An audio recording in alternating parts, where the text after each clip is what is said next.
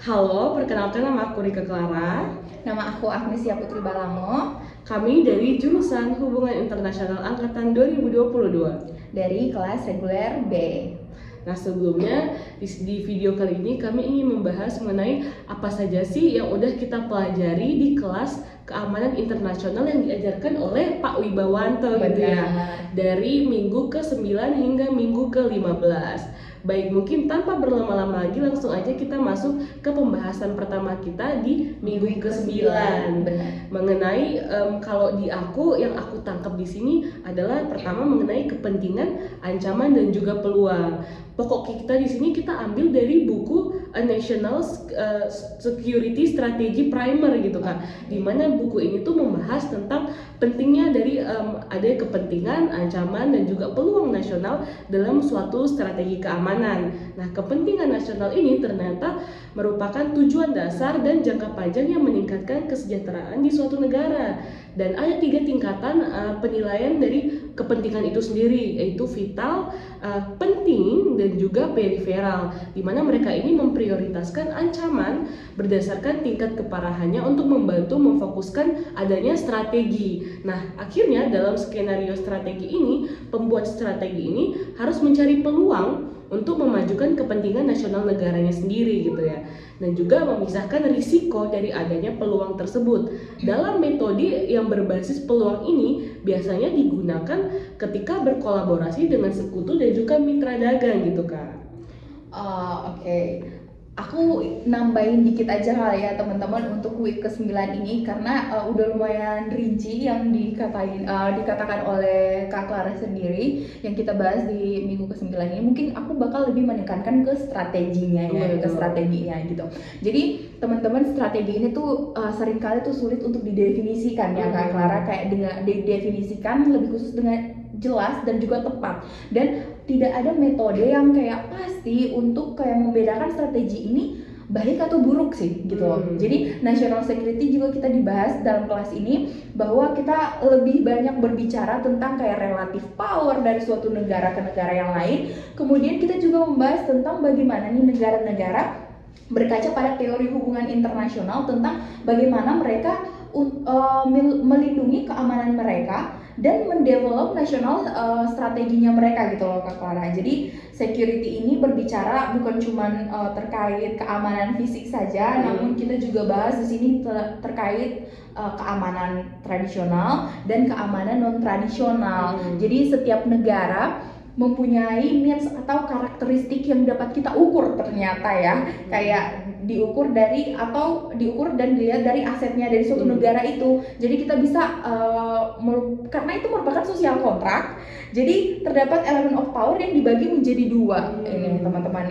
Yang pertama kita bahas dulu terkait naturalnya kali ya Kak Clara. Jadi natural itu tuh di dalam suatu negara tuh termasuk misalnya nih batas wilayah, kemudian ada demografinya, kemudian ada kekayaan alam dan orang di dalam negara itu. Jadi selama ini tuh kita tutup mata nih, ternyata people yang ada di negara, kayak misalnya kita ada di Indonesia, warga negara Indonesia, itu penting loh untuk strategi nasional suatu negara gitu loh, diperhitungkan ya. Berarti ada human capitalnya juga? Iya, of course kita bahas di sini terkait human capital. Kemudian kita masuk di kekuatan real nih atau power real yang dimiliki oleh suatu negara. Jadi itu tuh including ya infrastruktur, kemudian ada industrinya dari suatu negara, kemudian teknologi, karena kita tahu kayak di dunia yang interconnected ini kita tahu perkembangan teknologi itu semakin besar, semakin kuat ya, powernya tuh semakin kuat nih di kancah internasional. Jadi hal ini tuh sebenarnya bisa berdampak positif maupun bisa disalahgunakan. Jadi kita juga membahas hal tersebut karena itu termasuk relative power dari suatu negara gitu loh. Oke. Mungkin langsung aja kita lanjut Kak. Boleh. Oke, lanjut aja, berarti kita langsung ke week 10 ya Kak ya? Oke, boleh. Nah, langsung aja kalau ke week 10 itu tentang kepentingan keamanan nasional atau national security. Jadi dari kepentingan national security ini ternyata mencakup keinginan dan juga kebutuhan suatu negara, mulai dari negara adidaya seperti faktor lokalnya atau regionalnya di dalam politik, ekonomi, militer hingga sosialnya gitu. Nah, kepentingan tersebut ternyata mengutamakan mengutamakan kelangsungan hidup suatu masyarakat dan juga keamanan terhadap ancaman dan juga kebutuhan militer di jangka panjangnya gitu ya. Karena ada variabel yang menjadi perhatian khusus pada perdamaian, stabilitas, kemakmuran, ideologi, geostrategis dan juga moralitasnya gitu di dalam suatu negara. Sehingga kalau misalkan adanya konflik kepentingan itu bisa menyebabkan perubahan yang tidak dapat didamaikan dan melemahkan kekuatan militernya sendiri gitu Kak. Dan semua itu inisiatif politik dan militernya itu ternyata harus dimulai dengan permasalahan keamanan nasional di mana konflik kepentingan menjadi akar dari sebagian besar permasalahan global gitu. Oke, kalau Kak Clara lebih menekankan kepentingan keamanan nasional nih, di minggu ke-10 kita juga membahas tentang grand strategy. Jadi apa sih itu grand strategy itu? Jadi kita melihat dalam suatu pandangan ini kayak menganggap bahwa ada demokrasi merupakan sistem terbaik dari sistem-sistem buruk di dunia. Jadi pandangan ini tuh menekankan bahwa kalau demokrasi ini dihancurkan, ya tentu dunia lebih hancur gitu loh. Jadi grand strategy sendiri dikatakan bahwa kita lebih banyak berbicara mengenai instrumen militer untuk mengalahkan lawan perang dan juga mencapai tujuan politik dari suatu negara gitu loh. Jadi strategi ini berbicara tentang mengkoordinasikan atau mengatur suatu wilayah dan bagaimana kita menggunakan, bukan kita sih, lebih tepatnya negara ya, bagaimana suatu negara itu menggunakan instrumen militer maupun non militer untuk memenangkan perang, dan itu tuh harus memiliki tujuan politisnya. Jadi harus diingat teman-teman, itu bukan cuma asal main perang aja kayak Amerika, aku mau perang sama Rusia, bukan kayak gitu. Mereka pasti punya tujuan politisnya di balik itu gitu loh. Jadi kita bukan hanya berbicara tentang memenangkan perang saja, namun perlu diperhatikan atau dipertimbangkan pasca perangnya, seperti kita lihat stabilitas keamanannya. Pasti kita tahu dong kalau perang segila manapun kayak menghancurkan infrastruktur lah, merugikan kan, kita harus build lagi, bangun lagi, buat lagi yang baru. Nah makanya grand strategy ini meregulasi atau mendistribusikan kekuatan yang ada mulai dari darat, udara, dan laut tentunya. Kemudian yang kedua kita mengambil USA tentunya ya, karena merupakan, kita semua tahu lah ya, USA itu negara yang super power nih, yang memiliki influence menyeluruh ke seluruh dunia kan, siapa yang nggak tahu mereka. Jadi America Grand Strategy sendiri lebih menekankan kepada manifest USA individualism, kemudian kebebasan. Patung Liberty itu kan melambangkan kebebasan ya teman-teman. Iya. Kemudian ada republikanism, yaitu demokrasi dan free trade atau perdagangan bebas. Jadi awalnya USA itu tidak ingin ikut campur dengan perang yang terjadi di Eropa. Namun ya di saat perjalanannya USA ini tuh mereka lebih menentukan manifestnya nih, dan kemudian mulai expand ke bagian barat dan turut ikut campur dalam expand keamanan keluar, yaitu di era Perang Dunia Pertama. Kita bisa lihat kan power Amerika Serikat itu seperti apa. Kemudian muncullah USA sebagai superpower setelah Perang Dunia Kedua. Jadi sebagai global power mereka tentunya tidak bisa netral ya. Jadi pasti ada kan namanya juga ada aliansi, ada sekutunya, ada kepentingan di baliknya. Jadi negara yang superpower itu nggak bisa netral teman-teman. Ya jangan percaya kalau mereka bilang netral. Dan mereka juga nggak pernah mengutarakan bahwa mereka netral sebenarnya ya kan. Gitu. Berarti emang setiap hal itu pasti ada kepentingannya. Iya, gitu. Benar sekali. Dan juga ada strateginya gitu ya. Iya, benar sekali Kak Clara. Langsung masuk kita ke week selanjutnya. Boleh. Yaitu week ke-11. Kalau di week ke-11 ini apa yang aku pelajari dari Pak Wiba dan juga di kelas itu mengenai keamanan manusia gitu. Oh benar. Dimana keamanan manusia, human security ya Kak? Human security, yaitu masyarakatnya kita sendiri juga gitu ya. Dimana human security ternyata merupakan merupakan keprihatinan global gitu yang melibatkan ancaman seperti pengangguran, narkoba, kejahatan, polusi hingga pelanggaran hak asasi manusia gitu. Hal ini sebenarnya berpusat pada masyarakatnya tentunya, kan kita berbicara tentang keamanan manusia gitu, tapi karena tindakan mereka juga mungkin itu membahayakan masyarakat-masyarakat lainnya gitu ternyata ya, dan juga mereka tuh berfokus pada keamanan rakyatnya. Selain itu juga pembangunan keberlanjutannya hingga ke sistem persenjataan militernya gitu ya. Nah, ancaman terhadap keamanan manusia ini dikategorikan menjadi keamanan berupa ekonominya. Tahu lah, mungkin di banyak-banyak negara mungkin ekonominya ada yang tinggi, ada yang kurang, kayak kesenjangan ya. Kesenjangan, dan juga mungkin ada poverty, kemiskinan gitu ya. Dan juga ada keamanan pangannya gitu, dan juga keamanan dan kesehatannya tentunya gitu ya. Benar sekali Kak. Tapi kalau kita tahu di dalam KTT dunia ini sudah pernah dibahas mengenai pembangunan sosialnya, yang mana mereka tuh menawarkan peluang untuk mengalihkan fokus dari keamanan teritorial menjadi keamanan manusia dalam 50 tahun ke depan gitu. Tapi mereka ini juga mendesak masyarakatnya untuk berkontribusi, dan juga pemerintah nasionalnya untuk mengadopsi langkah-langkah kebijakan dan juga mendorong kerjasama regional dan globalnya gitu Kak. Iya, jadi memang benar sih kata Kak Clara tadi, aku juga setuju kalau misalnya pemerintah udah doing their best gitu for us, terus kalau kita nggak ada kontribusinya kan percuma aja gitu loh, ya kan? Jadi humanity-nya juga harus ada di kita gitu loh, jangan apa-apa harus negara, padahal kita juga punya peran ya tersendiri untuk kayak membuat satu kesuksesan lah ya, untuk mencapai tujuan kita bersama gitu loh, yang kita bahas di human security ini. Kemudian di kelas ini kita juga ditekankan ya Kak Clara oleh Pak Wibawanto sendiri, kayak apa sih yang perlu di-secure itu sebenarnya, ya kan? Beliau menjelaskan tentang objek apa yang sebenarnya harus diamankan dan tujuan untuk mengamankan itu sendiri apa, gitu. Jadi biar jelas nih suatu negara apa yang sebenarnya harus di-secure, kemudian tujuannya apa sebenarnya semua ini. Jadi kita bahas di kelas minggu ke-11 ini ya.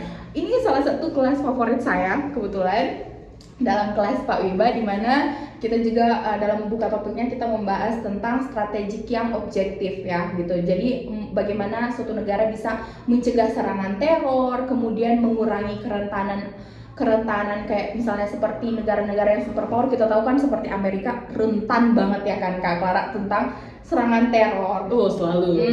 Gitu, karena ya superpower gitu ya. Jadi bagaimana Amerika Serikat ini tuh meminimais kerusakan dan merecover keadaan dari serangan teror yang terjadi gitu loh di Amerika Serikat. Jadi role model kita di kelas ini adalah Amerika Serikat untuk week 11 ini ya. Jadi kita juga melihat bagaimana ancaman dan serangan itu selalu ada. Jadi setiap negara tuh nggak bisa kayak berpikir selalu positif guys, karena ancaman dan serangan itu pasti akan selalu ada. Makanya meminimalisasikan serangan dengan insurance gitu loh. Ada suatu kondisi permanen di mana bahwa teror itu bound to happen anytime guys. Jadi tapi bukan karena kutipan ini terus kita jadi jangan kayak kita jadi hidup penuh dengan ketakutan karena teror atau kayak resiko itu loh. Jadi kita pikirnya tuh ke depan guys, kayak bagaimana kita perlu untuk memanage itu ya Kak Clara. Jadi kita juga membahas tentang international politics, bagaimana memanage hubungan antar negara internasional di masa damai, kompetisi, krisis, dan juga perang. Jadi penting banget nih hubungan antar negara-negara ya, karena seperti kita tahu ini kan dunia yang interconnected. Jadi negara-negara tuh nggak bisa berdiri cuma pada satu tumpukan kakinya sendiri gitu loh. Jadi perlu adanya dukungan atau kerjasama antar negara-negara dalam situasi-situasi yang seperti ini, masa damai, kompetisi, krisis, maupun perang nih gitu.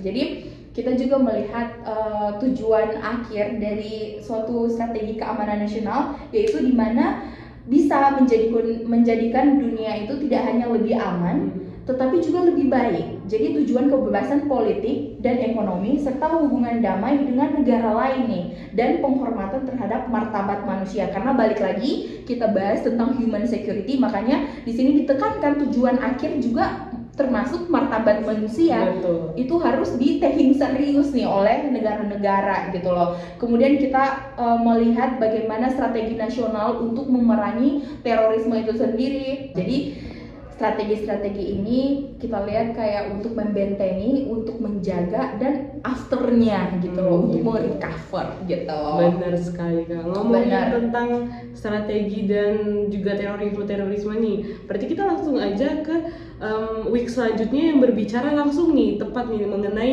Homeland Security sendiri nih. Benar. Berarti keamanan dalam negerinya. Kalau tadi kan kita USA ya banyak banget. Iya. Gitu. Nah kalau di Homeland Security ini yang kita tahu ya bahwa di awalnya Homeland Security itu hanya pertahanan militernya nih Kak, tapi ternyata sekarang tuh mereka udah mencakup komponen non militer seperti pencegahan terorisme yang tadi udah dibahas, pengurangan kejahatan, keamanan ekonomi, keamanan energi, keamanan lingkungan, pangan, dan hingga cyber gitu ya.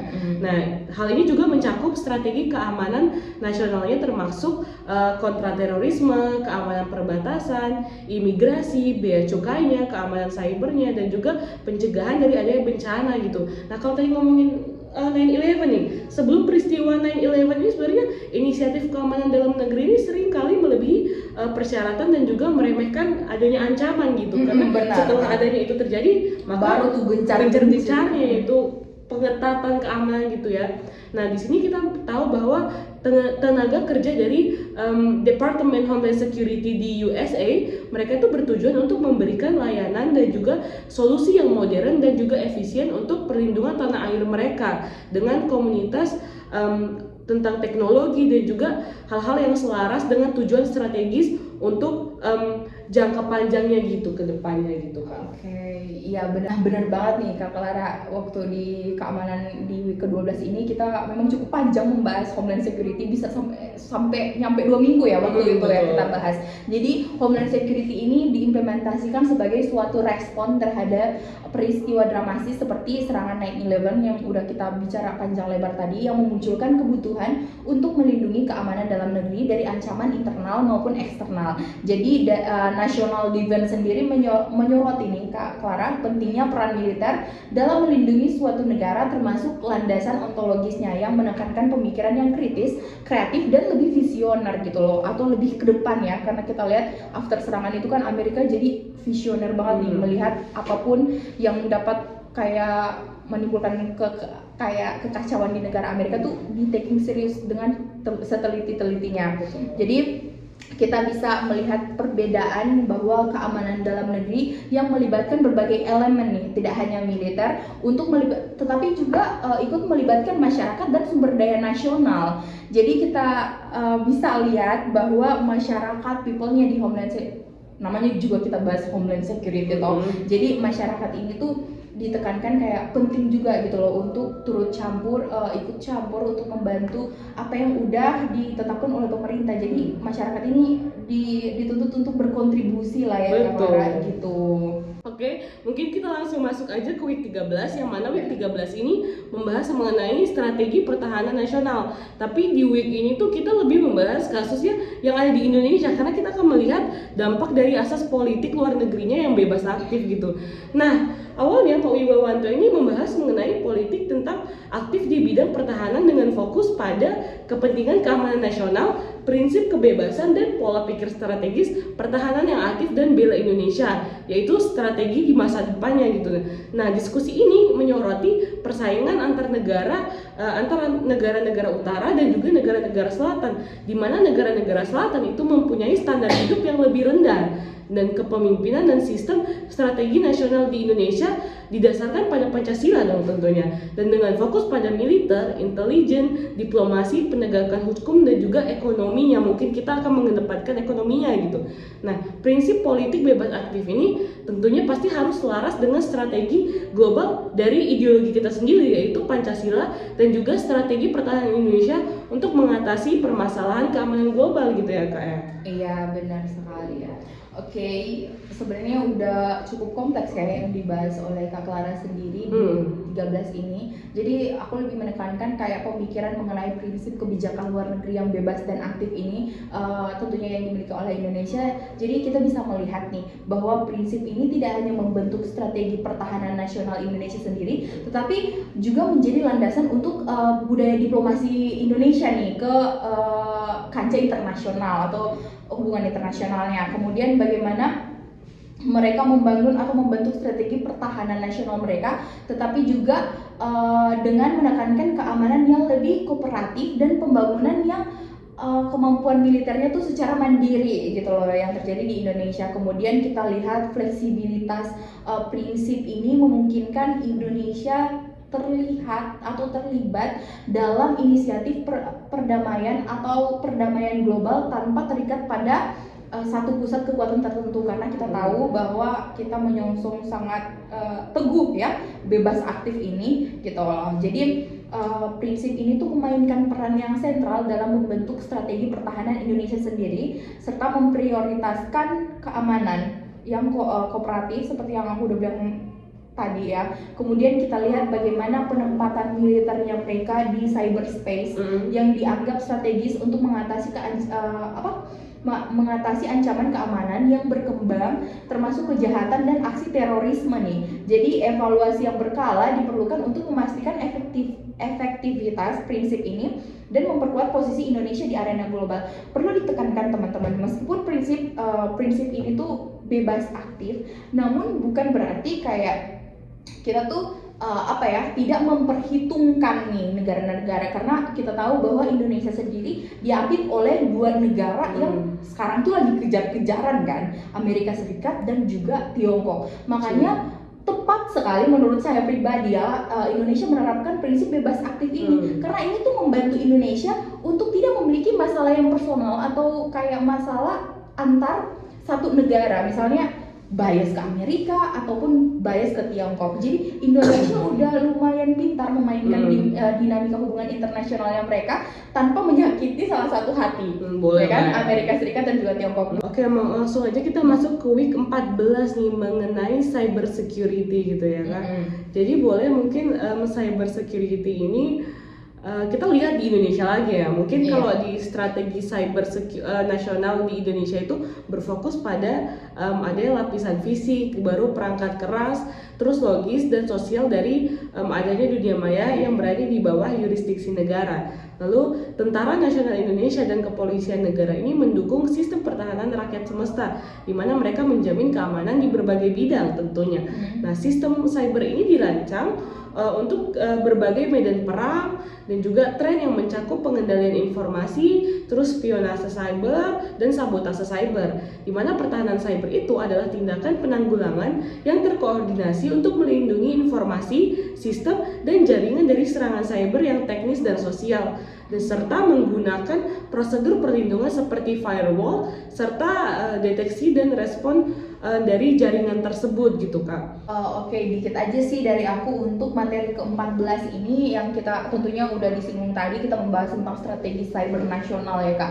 Jadi fungsi pertahanan cyber sendiri dan gagasan keamanan cyber di Indonesia gitu loh, di negara kita tercinta ini. Jadi keamanan cyber yang mencakup aspek fisik, logika dan juga sosial selain militer ya gitu loh. Jadi konsep center of gravity ini ditekankan nih betapa pentingnya Indonesia memiliki keberdayaan cyber di seluruh dunia gitu loh. Jadi Indonesia sendiri perlu memperluas panggung cybernya ya di dunia ini. Jadi tren cyber menjadi seperti kontrol informasi, spionisme dan sabotase yang seperti dikatakan oleh Kak Clara tadi menjadi pusat perhatian dalam pertahanan global Indonesia sendiri. Dengan ini kita bisa lebih memahami fungsi keamanan cyber dalam melindungi kepentingan nasional, karena cyber ini sangat kompleks ya Kak Clara, dan bisa aja kayak apa yang melakukan kejahatan dari cyber ini, misalnya penjahatnya atau terduganya tuh sangat sulit kita temukan kan ya gitu loh, karena karena dia bermain di teknologi. Apalagi teknologi yang saat ini makin berkembang, negara juga harus ikut berkembang, bukan mematikan teknologinya ya guys. Enggak, kita harus lebih pintar nih. Kita harus lebih pintar menggunakan teknologi, bukan teknologi yang menggunakan individu atau suatu negara. Bagaimana kita ini dengan smart, cerdas dan visioner melihat capability yang mampu dilakukan oleh Indonesia untuk membentengi diri gitu loh. Betul. Seperti itu. Baik, mungkin kita udah masuk ke week terakhir ya Kak. Benar. Nah, kalau tadi udah mengenai cyber itu termasuk tadi irregular warfare atau regular ya Kak? Irregular dong. Irregular, berarti langsung masuk aja kita irregular warfare. Kalau di sini week 15 dia pembahasannya di Papua nih Kak. Oke. Tetap di Indonesia gitu ya. Nah, gerakan irregular di Papua ini merupakan sebuah gerakan sosial menentang kebijakan publik yang degeneratif yang mana telah berlangsung sejak tahun 1963 gitu Kak. Udah lama ya? Udah lama. Nah, kalau kita tahu kalau misalkan Papua ini pulau terbesar di Indonesia gitu kan, dimana mereka tuh menghadapi situasi kritis dengan kualitas sosial ekonomi yang rendah. Nah, konflik tersebut berfokus pada keterbukaan, pertukaran informasi dan sentralitas masyarakat Papua dalam pembangunan pulau mereka gitu ya. Nah, faktor kunci dari keberhasilannya mencakup kejujuran, memahami kesalahan masa lalu, mengatasi penyebab mendasar dan mengambil risiko untuk memecahkan masalah yang kronis. Nah, seharusnya pemerintah Indonesia itu harus terlibat secara strategis gitu ya dalam konflik ini untuk menciptakan pembangunan yang langgeng dan juga berkelanjutan gitu ya. Biar kayak kejadian-kejadian seperti Lukas MB itu tidak terjadi lagi. Betul. Ya gitu. Berapa triliun dari negara yang harusnya membangun Papua tetapi malah menjadi dana pribadi. Betul. Ya. Hal ini tuh yang disebut krusial dan strategis supaya pemerintah Indonesia yang pusat itu kayak memang kayak tahu gitu loh Kak Clara ya, dana ini buat apa, untuk apa, dan untuk siapa gitu loh. Siapa benar gitu. Ini kita juga turut membahas tentang mengulas fenomena tentang terorisme ya kan Kak. Oke, jadi sebagai terorisme ini merupakan suatu gejala multidimensional yang melibatkan politik, ekonomi, sosial, dan ideologi. Jadi kalau di Indonesia ya trennya, apalagi sekarang kan harusnya pengertian dari terorisme itu sendiri pada awalnya nggak pernah membawa agama ya Kak, tapi entah kenapa nih di tren dunia saat ini malah terorisme selalu dikaitkan dengan salah satu agama gitu yang mendominasi ya. Kalau kita tarik lagi ke Indonesia ya, of course terorisme Islam di Indonesia yang menjadi sorotan nih gitu.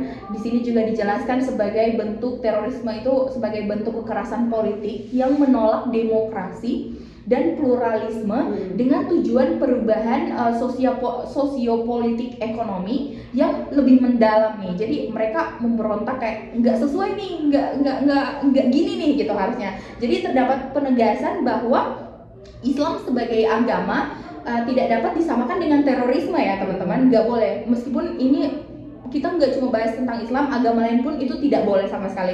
Namun memang ada beberapa kelompok ekstremis ya, Islamis yang menggunakan agama sebagai pembenaran dari kekerasan yang dia lakukan. Padahal di setiap agama nggak pernah ada yang menyuruh untuk melakukan kekerasan ya. Nggak pernah ada agama yang menekankan untuk berbuat kekerasan satu sama lain. Jadi terorisme ini didefinisikan sebagai taktik kekerasan terhadap warga sipil untuk menyampaikan pesan dan mencapai tujuan politik mereka gitu. Jadi meskipun upaya yang sudah dilakukan yaitu diradikalisasi di Indonesia dilakukan, namun masih data statistiknya menunjukkan bahwa upaya tersebut belum secara signifikan ya karena mengubah niat akhir individu, apalagi kan terorisme ini berakar dari idea ya gitu. Jadi udah terpampar dari lama makin sulit gitu loh untuk dibasmi karena itu ada di mainnya orang tersebut kan atau kelompok tersebut gitu. Jadi pemerintah Indonesia harus lebih cerdas nih melawan terorisme. Because idea can fight with guns, idea can be fight only with idea, dan idea yang baik muncul dari pendidikan yang baik gitu.